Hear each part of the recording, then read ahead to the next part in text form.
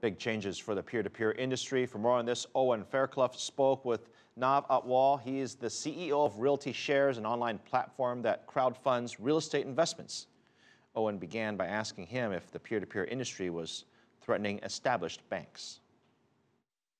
We're still such a small player that banks probably don't even know we exist. And I think it's a great question. I actually think there are certain synergies between banks and peer-to-peer lending, and then there are certain competitive products between crowdfunding or peer-to-peer lending and banks. But with banks being more regulated, they are turning away consumers, and so a lot of peer-to-peer lending platforms have worked out referral relationships with banks where they can still monetize a client relationship, but can also provide that client with a better experience by turning them to a peer lender or a crowdfunder that can provide them with the capital that they just can't provide.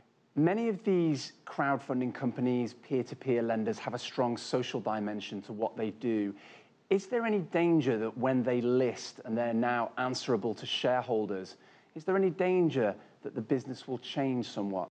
I think the business is going to drastically change, but not to be more risk averse, but to try new things. Lending Club has barely scratched the surface on a $2 to $3 trillion consumer debt industry.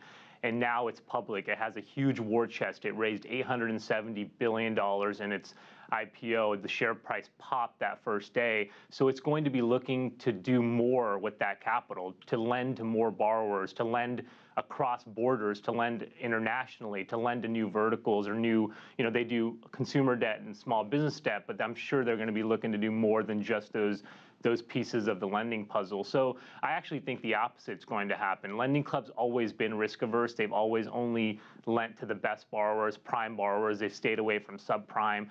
They're going to continue to do that, but they're definitely going to want to expand the product offerings and expand the borrower base. And I think they're going to be looking outside the U.S. To do that. What's the future of this sector, Nav? I've read that Zopa in the UK, for example, is planning to move into pension funds and retirement funds and so on. What's the future of this sector?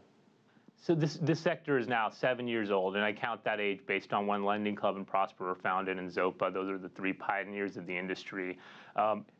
It's still a young industry, but 2014 was the biggest year for this peer-to-peer lending industry. Over $8 billion worth of loans were originated in the U.S. alone for this industry. Lending Club went public. Another platform called On Deck that does small business debt went public. So this industry is going to be growing quickly and rapidly, and I think more and more players are going to take notice.